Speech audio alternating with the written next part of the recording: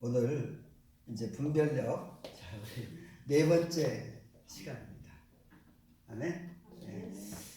복습은 안 할게요. 왜냐하면 시간이 너무 짧은데다가 이게 할 게 너무 많아서 제가 어떻게 하면 함축해서 잘 우리가 이해를 하나 쪽으로 하는데, 제가 드린 이 실러버스 여기에다가 제가 쓰여 있지 않는 성경 구절을 꼭 쓰시고 그걸 가지고 하나하나 만들어 나가실 수 있기를 바랍니다. 그래서 주셨어요? 이거 이게 그 드린 거 없어요? 집에 있어. 이제 가지고 쓰시고요. 거기다가 메모를 해놓으세요. 그리고 그게 다 연결이 되어서 본인이 또 성경을 읽으면서 내가 생각나고 또 그런 것들을 하나하나 정리할 때 그것을 삽입하세요. 그러면서 내 것을 만드세요. 네, 그렇게 좀 해주셨으면 좋겠습니다. 자, 우리 분별력 하면 그 밑에 제가 드린 그 실러버스에 분별력 그렇게 되어 있어요. 그거를 한번 잘 보십시다. 분별력을 제가 한번 읽을게요. 네? 제가 이렇게 잘 숙고하면서 써놓은 것인데 제가 한번 읽을게요. 같이 한번 읽읍시다. 시작. 하나님의 말씀과 계시, 환상과 꿈, 설교, 예언, 징조, 은사, 믿음 등등 모든 환경과 현실 문제에 대하여 각 개인의 하나님의 선하시고 온전하시고 기뻐하시는 뜻을 깨닫고 알게 되면 하나님의 선하신 뜻의 방향성을 가지고 하나님의 뜻을 실행하는 능력을 말한다. 아멘. 즉 분별은 안다는 뜻이고 력은 하나님의 선하신 뜻을 실행하는 의무를 포함한 것이다. 미혹이 강한 현 세대에 교회에서 반드시 가르치고 훈련해야 하는 중요한 과제라고 본다. 이해되시죠? 제가 이 말씀의 근거를 성경의 말씀의 근거를 해서 제가 이 말씀을 옮겨놓은 거예요. 그래서 여러분 저를 보세요. 굳이 밑을 보실 필요는 없습니다. 쓸 필요도 없어요. 사실 제가 이게 녹음이 되고 하니까 나중에 하시면 돼요. 자, 보세요. 하나님의 말씀 계시 이거를 분별 못하면 어떻게 됩니까? 하나님의 말씀을 분별하지 못하고 계시를 분별하지 못하면, 계시는 지난번에 그래서 말씀드렸습니다. 네, 일반 계시가 있고 특별 계시가 있고 초자연 계시가 있고 자연 계시가 있고 기억나시죠?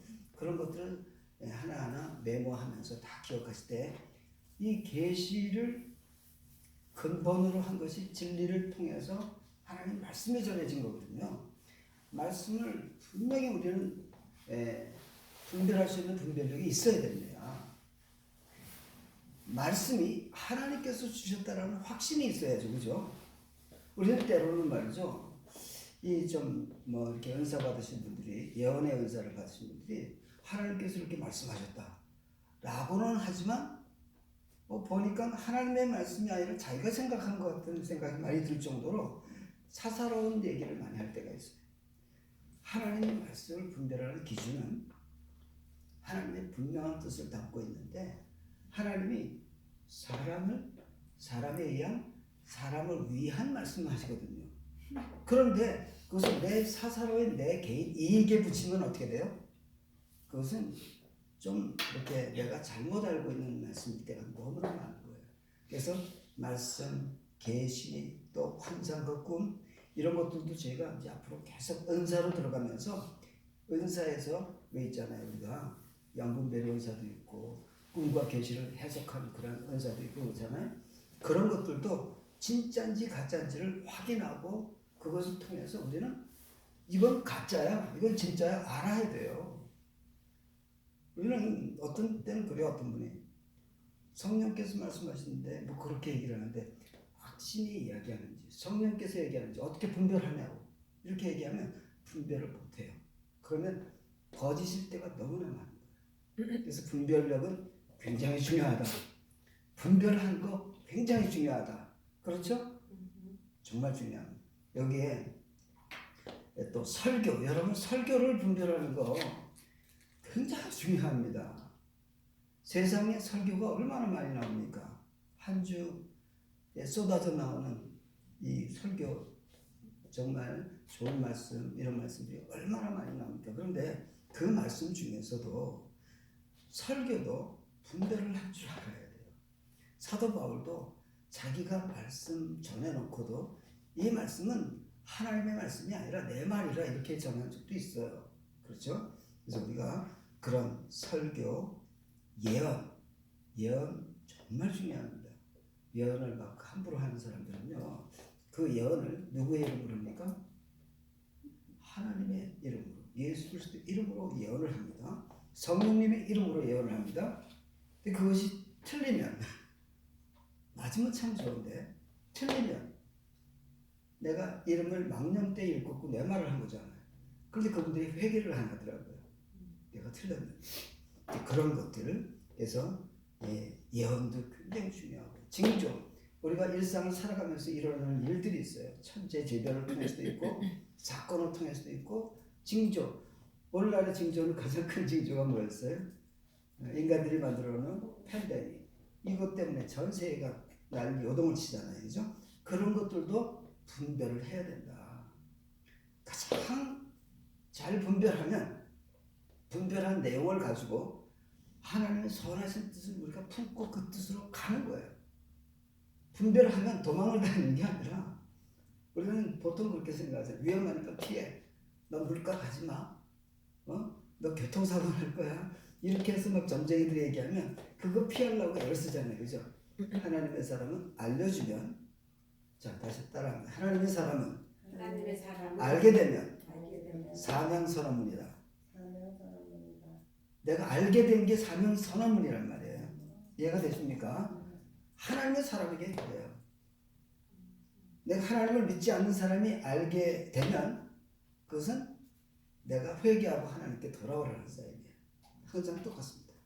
그래서 그러한 우리가 현실 또한 환경에 대해서도 우리는 이 환경이 이렇게 된다라고 하는 것에 대해서 그것을 하나님의 말씀을 기준으로 하든지 해서라도 또 분별력을 총동원해서, 우리가 지금 20시간 분별력을 할 거거든요. 그 분별력을 총동원해서 하나님의 선하시고 기뻐하시고 온전하신 뜻을 우리가 깨닫고 알게 되면, 그러면 하나님의 선한 뜻을 실행하는 거예요. 아멘? 그래서 우리는 하나님의 선한 뜻이 뭐냐 또 반복합니다. 하나님의 선하신 뜻이 뭐예요? 네, 하나님의 선하신 뜻은 우리에게 그 뜻을 알려주셨을 때, 선하신 뜻은 하나님께서 사람을 위한 메시지를 가지고 사람을 살리라는 거예요. 그렇죠? 생명을 살리라는 거예요. 우리가 어떻게 살립니까? 말씀대로 하면 살려집니다. 오케이? 그렇게 되어 있어요. 그래서 이 미혹이 강한 현 세대에 우리 강력하게 예수님께서 하신 말씀, 두 말씀을 찾을 거예요. 네? 왜냐하면 너무너무 중요해요. 미혹이 강한 현 세대에서도 이 두 말씀만큼은 마지막 종말의 때에 꼭 붙들고 가야 돼요. 이것은 우리 예수님께서 우리 모든 인류를 향한 강력한 경고의 메시지예요. 그것이 우리는 교회에서 가르쳐야 되고, 또한 훈련받으면 우리가 분별력을 가지고 이 세상을 넉넉히 주도하고 이겨나가야 될 줄 믿습니다. 그래서 거기다가 말씀 한 구절을 좀 쓰세요. 마태복음 7장 15절부터 19절까지를 우리 함께 보겠습니다. 마태복음 7장 15절 찾으셨나요? 함께 읽습니다. 시작. 거짓 선지자를 삼가라. 양의 옷을 입고 너에게 나오나 속에는 노략질하는 일이라. 예, 지금 거짓 선지자를 삼가라라고 우리 예수님께서 말씀하시는데, 그 거짓 선지자가 오늘날에 많이 있을까요, 없을까요? 예, 오늘날에 이 종말의 때에 정말 거짓 선지자에 속아 넘어가면 우리가 가지고 있었던 모든 걸 다 잃어버릴 수도 있어요. 그렇죠? 은혜도 잃어버리고 우리가 정말 하나님이 주신 그러한 귀한 것들을 다 잃어버릴 수가 있는데, 그럼 어떻게 우리가 거짓선자를 삼가할 수 있느냐? 질문하잖아요. 그죠? 알아야지 우리가 거짓선자를 삼가할 수 있죠. 제가 그래서 그때 말씀했지 않습니까? 내가 거짓되면 거짓선자를 삼가라 라고 하는 것이 이루어질까요? 안 이루어질까요? 안 이루어집니다. 그것은 아주 기본적인 초등학생도 알 수 있는 논리예요. 그렇지 않습니까? 내가 거짓됐는데 어떻게 거짓선자를 삼가할 수 있어요? 내가 거짓됐는데 삼가할 수 있는 능력이 제로예요. 없어요. 그런데 거짓선자를 삼가하려고 하려면 나는 어디에 있어야 되느냐면, 나는 거짓된 곳에서 자유를 해방하고 나는 주님 안에 있어야 돼요. 그렇죠? 진리 안에 있어야 내가 거짓을 삼가할 수 있어요. 그리고 그것을 어떻게 아느냐라고 하면 예수님께서 아주 심플하게 말씀하셨어요. 열매로 알아라. 이 사과나무에서 사과 열리지 않느냐? 배나무에서 배 열리지 않느냐? 이런 정도로 클리어하다. 그렇죠? 거짓은 거짓된 것이다. 그런데 제가 계속 반복하는 감이 있네요. 좋은 나무는 좋은 열매를 맺고 나쁜 나무는 나쁜 열매를 맺는다. 이것은 아주 가장 심플한 논리인데 이건 진리 중에 진리예요. 내가 거짓됐는데 내가 열매는 거짓 열매밖에 먹지 못하는 나쁜 열매밖에 맺을 수 없다. 그런데 좋은 나무에서는 좋은 열매가 맺혀야 되는데, 여러분 질문합니다. 나는 좋은 나무입니까? 나쁜 나무입니까? 그러면 대부분 그래요. 아이들한테 얘기하면 솔직해요. 저는 정말 솔직한 아이를 봤어요. 우리 어른들은 잘 그렇게 못해요. 나는 그래도 좋은 구석이 있어. 이렇게. 그렇지만 나는 좋은 사람이라고는 굳이 할 수 없고 나는 그래도 좋기를 참 이렇게 좋은 쪽으로 가려고 하는 사람이야. 이렇게 나를 그렇게 해요. 그죠? 예수님의 말씀은 분명해요. 분명해요. 내가 정말 좋은 나무라고 내가 확신하시면 아멘. 그러면 아멘 한다고요? 열매를 주십시오. 열매가 없네? 그럼 뭐가 잘못됐어요? 나쁜 열매를 발견하라니까 나쁜 열매가 더 많이 발견돼? 그러면 내가 좋은 나무입니까? 나쁜 나무입니까? 다시 물어봐. 그러면 글쎄요 그래요. 나쁜 나무네요 이렇게 얘기하지 않아요. 근데 어린아이들은 분명하게 얘기해요. 제가 지난번에 농담 비슷하게 얘기했죠. 진짜 그랬어요. Peter, 지금 전에 얘기했죠. Hi Peter, you good boy? 그러면 딱 뛰어다가 딱 쓰더니 No, I'm not a good boy. 아니야, 너 good boy야. 그러면 No, it's very hard to be a good boy. It's easy to be bad boy. Call me bad boy. 이렇게 얘기하는.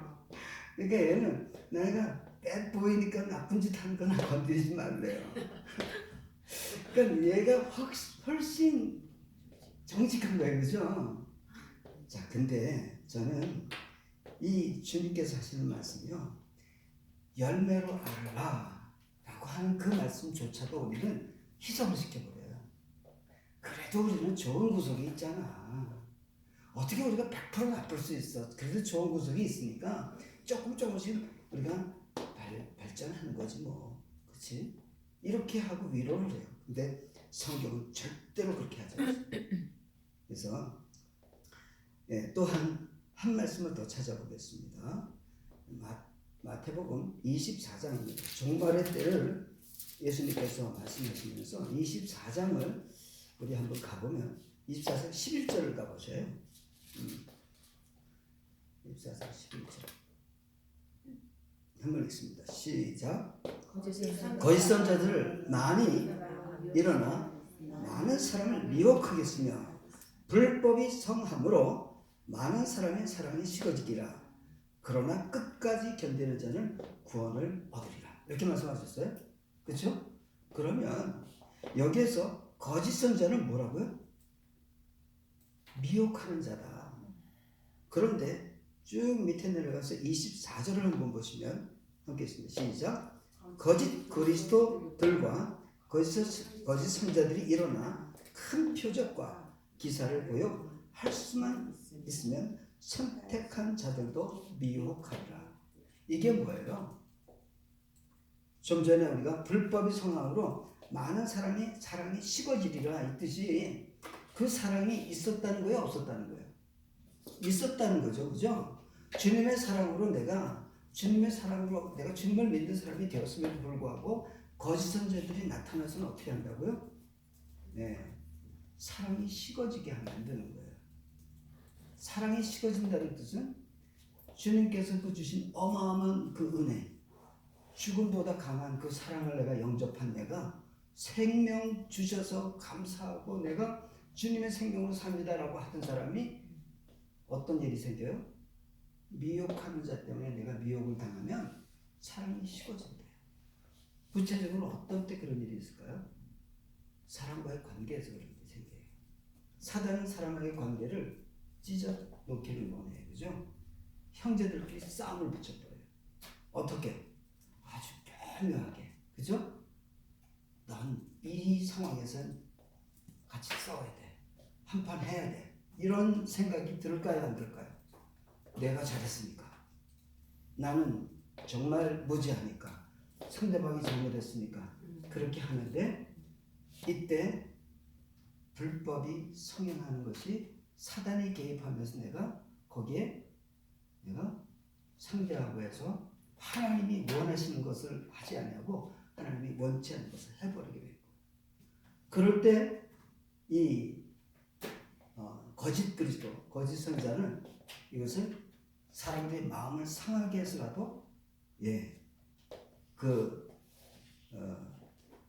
택한 사람일지라도 어떻게 한다고? 미혹시키기를 원하는 것이 사탄이다. 오늘날의 마지막 때를 살아가고 있는 저와 여러분들, 이런 일이 얼마나 많은지. 어디서요? 교회에서. 정말 많죠? 이것은 다 속는 것입니다. 그래서 우리는 일단 속았어도 내가 괴롭고 상대방도 괴로워도 가장 베스트 웨이는 그럴 상황이 도래해도 분별력은 작동합니다. 왜? 아니네? 그러면 어떻게 돼야 돼요? 바로 화해를 할 거예요. 그리고 서로서로 용서하는 거예요. 그러면 어떻게 됩니까? 사단이 쾌재를 잡았다라고 하다가 아이고 실패네. 여기는 안 되겠다. 다음에 한번 시도하지. 또 다음에 그런 일이 있을까요? 없을까요? 있습니다. 언제까지? 주님 만날 때까지.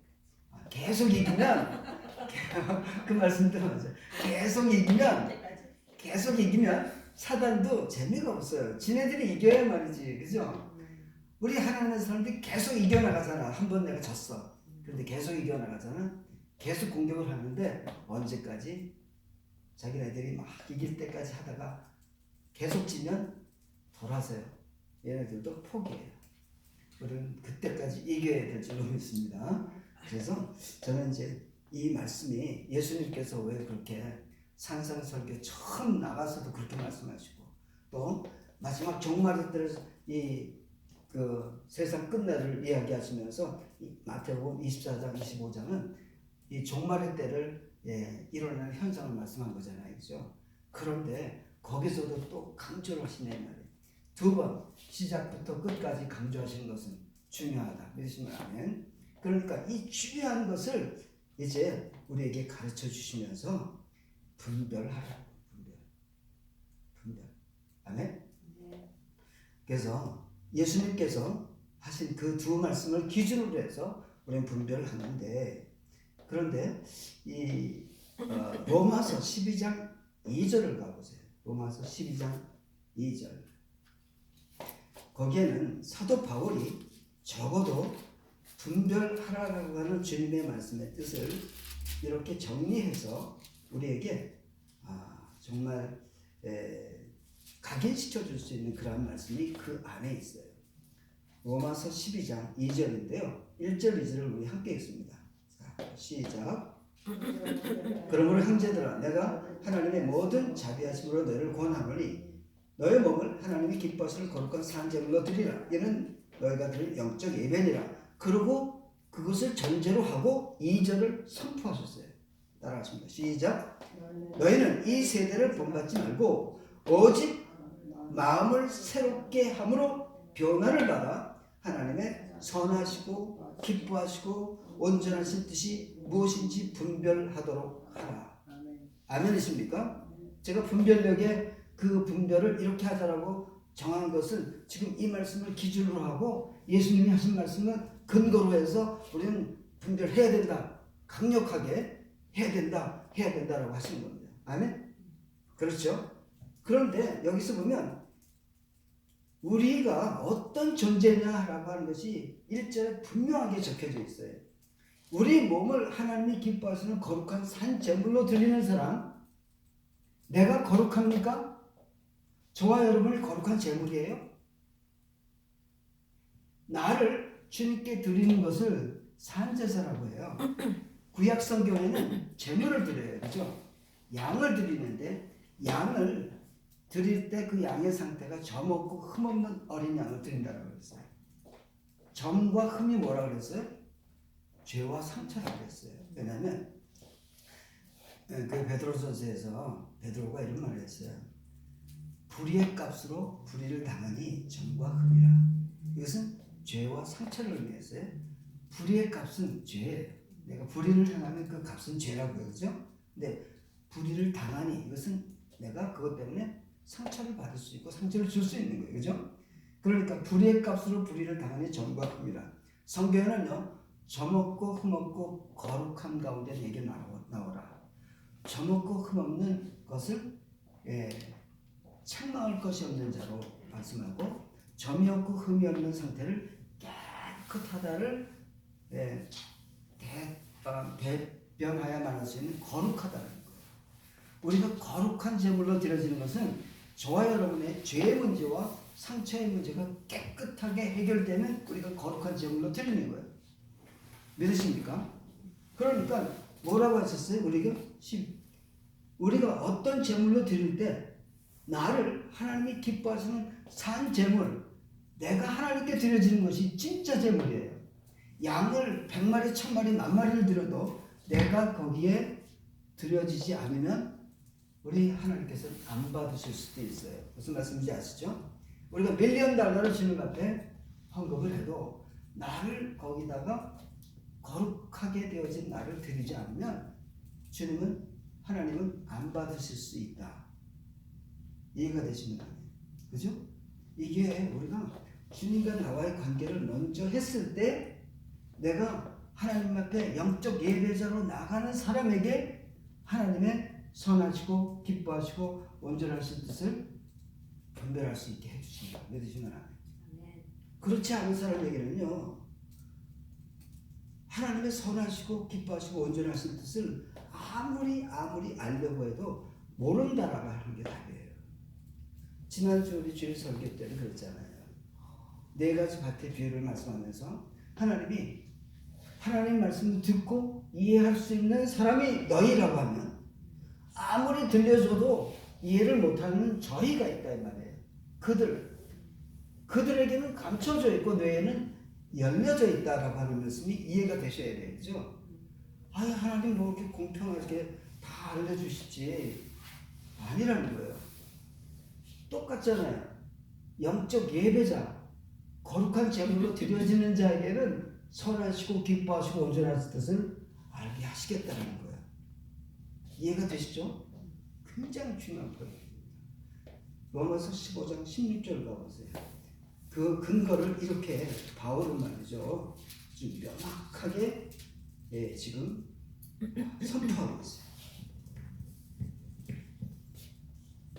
로마서 15장 16절 함께 있습니다. 시작. 이 은혜는 곧 나로 이방인을 위하여 그리스도 예수의 일꾼이 되어 하나님의 복음의 제사장 직무를 하게 하사 이방인을 제물로 드리는 것이 성령 안에서 거룩하게 되어 받으심직 하게 하려 하심이라. 아멘. 조그맣게 말씀드린 그게 그 내용이죠. 그죠? 거룩한 산지사를 드리라. 누구를? 나를. 내가 거룩합니까? 거룩하게 해서 드리라는 거 아니에요. 그죠? 무엇으로? 이방인을 제물로 드리는 것. 내가 이방인이었잖아요. 또 우리 전도한 사람이 이방인이잖아요. 또 우리 자매, 우리 형제, 우리 자녀들 하나님 앞에 드릴 때 어떻게 드려야 된다고요? 예. 제물로 드릴 때 성령 안에서 거룩하게 되어 성령으로 세례를 받고 거듭나서 성령으로 세례를 받으면 거룩한 제물이 되어서 누구에게 드린다고요? 하나님께. 그렇죠? 그게 바로 그렇게 하는 것을 복음의 제사장이에요. 성경에는 율법을 따른 레위 제사장이 있는가 하면 또한 복음의 제사장이 있다라고 성경 둘을 딱 나눠서 얘기해요. 그죠? 저와 여러분들은 복음의 제사장이 되기를 주님의 이름으로 축원합니다. 왜냐하면 예수님을 믿는 사람은 왕이요 제사장이요 선자라고 했어요. 우리가 예수님을 믿는 사람들은 크리스천들을 뭐라고 했냐면 그리스도라는 뜻이요. 그리스도라고 하는 뜻이 메사야. 이것은 구세주라는 뜻인데 예수님께서 그리스도의 사역을 공생의 3년 동안에 보여주셨는데 그동안에 하셨던 그 사역이 첫 번째가 왕으로서 오셨다는 거예요. 나는 만왕의 왕이시지만 유대인의 왕으로 오셨다라고 표현하는 것은 왕으로 오신 그분이 3년 동안을 이 직에 대해서 쭉 행하세요. 왕이 어떤 왕이냐? 두 번째는 말이죠. 제사장이에요. 그렇죠? 제사장은 복음의 제사장을 의미하는 제사장으로 오셨어요. 예수님이. 자, 성경에는 레위의 반차를 쫓는 제사장, 율법의 제사장이 있어요. 그런데 멜기세덱이라고 읽어보셨을 거예요. 멜기세덱의 반차를 쫓는 제사장은 멜기세덱의 반차이신 예수 그리스도의 반차이신 저와 여러분들은 복음의 제사장이라고 해요. 복음의 제사장. 복음의 제사장이라고 해요. 율법이. 그 세 번째는 선지자 역할이 있어요. 선지자. 그래서 이 그리스도라고 하는 예수님이 주는 그리스도시오라고 고백하는 저와 여러분들이 내 심령 상태가 그리스도 예수 안에서 진심으로 고백이 될 때 우리를 그리스도인이라고 그랬어요. 그리스도 영이 함께하는 그리스도인이라고 했어요. 그리스도인은 내가 왕이요 제사장의 선자인데 그런데 내가 분별을 어떻게 우선 지금 말씀했냐고요? 복음의 제사장으로서 내가 거룩한 제물로 드려지고 거룩한 제물을 드리고 이것은 더러운 제물인 이방인을 뭘로 봤어요? 부정한 짐승, 더러운, 거룩하지 않은 짐승. 거룩하지 않은 짐승은 어떻게 해요? 이방인을 성령으로 물과 성령으로 거듭나게 해서 거룩한 성령이 무슨 뜻이에요? Holy Spirit. 거룩한 영이잖아요.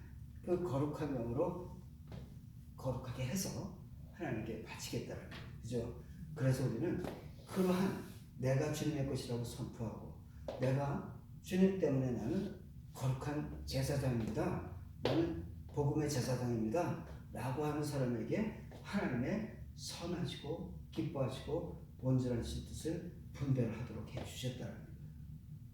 아멘? 이해가 되시죠? 이것은 아주 심플하면서도 강력한 마지막 때 우리 예수님께서 우리에게 말씀하신 거짓 선자를 삼가라. 내가 거짓되면 절대로 삼갈 수 없다. 능력이 없다. 나는 그렇기 때문에 그리스도 예수 안에서 나는 그런 능력을 받아야 된다. 아멘. 자, 여기서 제가 이제 이 분별은 영어로 discernment라고 그랬어요. 안다. 무엇을 통해서 아느냐? 모든 정보를 통해서 일상, 환상과 계시, 꿈, 모든 설교, 또 징조, 현상 이런 것을 통해서 아는데 아는 기준이 필요하단 말이에요. 기준. 어떻게 압니까? 그렇죠? 그 기준이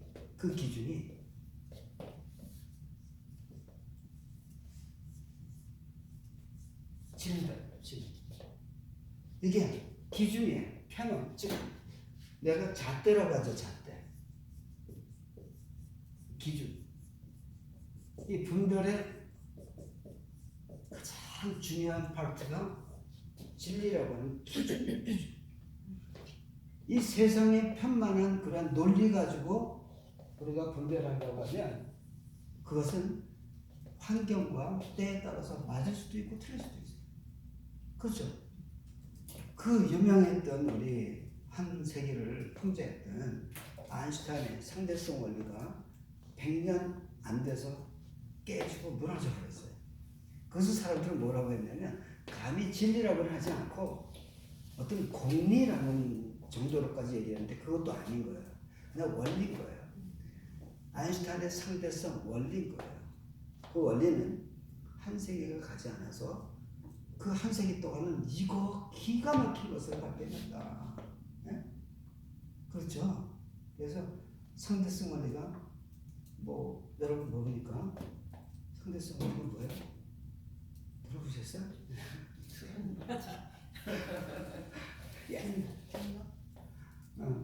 상대성 원리는 힘의 그 원리를 F는 MA라고 하는 것도 아마 들어보셨을 거예요, 그죠? 네, 힘은 질량 곱하기 가속도 이거 들어봤죠, 그죠? 그때는 이제 그리고 그래비티는 조금 아까 중력은 G 있고 뭐라고 했어요? 아니 F 없죠. F 이퀄 2분의 1 GT 제곱 이런 거 시간과 시간의 그 제곱으로 비례한다고 이런 거 힘의 속도들이 이제 그런 것을 우리는 상대성 원리를 가지고 어디까지 갔다? 기적적으로 달나라에 안착하게 하는 게 상대성 원리 가지고 갔어요. 근데 그것이 얼마나 위험했냐면 하늘이 도우신 거예요. 빅 뱅 티어리 그 허킨스 박사가 그걸 선포하고 그게 맞다라고 하니까 그 이론이 다 무너져 버렸잖아요, 그죠? 그러니까 우리가 알고 있는 그 기준 틀이 원리 또 뭐가 있어요? 원리, 공리 또 뭐 이런 우리가 사람들이 만들어 놓은 어떤 그런 이 기준 틀을 기준으로 하면 언젠가 무너지더라 이 말이죠. 그렇죠? 그런데 진리는 무너질까요? 안 무너질까요? 진리는 태초부터 영원까지, 영원 전부터 영원 후까지 이것은 뭐라고 그럽니까? infinity 이렇게 infinity 시작과 끝이 없는 그분이 통치하고 다스리고 선포하신 것이 진리예요, 진리. 이 대목에 이해되시면 그럼 진리를 성경에서 뭐라고 얘기합니까? 성경은 하나님의 말씀입니다. 하나님의 말씀은 모든 기준의 근본을 삼아도 틀리지 않아요. 진리 중에 진리는 우리는 하나님의 말씀을 기준으로 하는 거예요. 그죠? 그래서 하나님의 말씀을 기준으로 한 진리가 무엇을 의미하고 있는지 우리는 진리를 통해서 진리를 보고 진리를 통해서 거짓이 보고 거짓이 보여지고 진리를 통해서 우리는 거짓선자를 상고할 수 있고 진리를 통해서 참된 것을 내가 수용하고 받을 수 있어요. 그죠? 그러니까 진리라고 하는 그 기준 틀이 너무 중요한데 세상 사람들이 가장 미약한 게 뭐겠어요? 진리를 모르는 거예요. 제가 그냥 얘기한 게 아니라 제가 너무 어릴 때 너무 못 살고 고통하고 힘들어서 초등학교 3학년 때 선생님 찾아갔다 그랬잖아요. 인생이 왜 이렇게 힘든지, 인생이 뭐예요? 진리가 뭐예요? 그건 내 질문하러 갔어요. 선생님이니까. 그랬더니 그분이 그냥 답을 해주든지 모르나 몰라 이러든지 그냥 머리가 별이 번쩍하도록 그렇게 세게 때렸어요. 제 머리를. 그래서 머리는 막 이렇게 감싸지고 울면서 나오는데 나중에 알았죠. 이분이 뭐를 그래서 내가 한 가지 크게 깨달은 게 있어요. 모르는 걸 물으면 맞는 세상 모르는 걸 물으면 맞는다 선생님한테. 네, 그래가지고 제가 모르는 것은 안 묻게 됐어요. 내가 알면 아니 선생님이 모르는 거는 내가 되도록이면 내가 질문을 안 하려고 했는데 이제 내가 성인이 돼가지고 말이죠. 그 장난기가 또 이제 발동을 해가지고 내가 안 것은 항상 선생님한테 질문을 했어요. 푸나모푸나. 옛날에 수학 문제를 하면 수학 문제 한 문제를 요구하는데 이 많은 종류 석장을 넘어가야 답이 나오는 것을 난제수학이라고 했어요. 그런 걸 풀어가지고 딱 주는 거예요. 나를 괴롭히는 그런 선생님한테 딱 주면 그분이 누구가 열심히 할 거야. 아마 못 풀어가지고 그분이 나중에 나만 보고 피하는 거야. 예. 신학교 갔을 때 제가 질문을 했습니다. 방송 나가지도 않는데 우리 신학교 가서 어떻게 질문했냐면 베드로가 무슨 지파예요? 목사님 그랬더니 베드로 무슨 지? 내가 잘 모르겠는데 이러면 좋잖아요, 그죠? 글쎄 내가 알았는데 내가 그럼 알려줄게. 그러더니 나중에 이분이 나만 보면 피하는 거예요. 아니 베드로가 무슨 지파냐고 물어봤으면 알려주셔야 되잖아. 그런데 찾아봐도 없거든요. 30분? 이봐. 그러니까 그럼 하다가 끊어지면 다시 안 끊었으면 계속하고. 그래서 아니 그러니까 성경에는 베드로가 무슨 지파가 안 나오거든요. 제가 외경에서 찾아봤었어요. 어떻게 하다 보니까 내가 질문했으니까 나는 그게 항상 내 마음에 알았으면 좋겠다라는 게 있기 때문에 딱 보이면 그게 그냥 그 확대기죠. 쫙 오잖아요. 외경에서 제가 발견했는데 이분이 이 장모의 그 아래에서 이렇게 대릴사를 비슷하게 해서 이분이 족보가 시원치 않아요. 확실하게 드러나지 않는데 시몬 지파 아니면 스불론 지파 둘 중에 하나라고 이렇게 추정하고 있는 그런 걸 봤어요. 쉽지 않은 거였어요.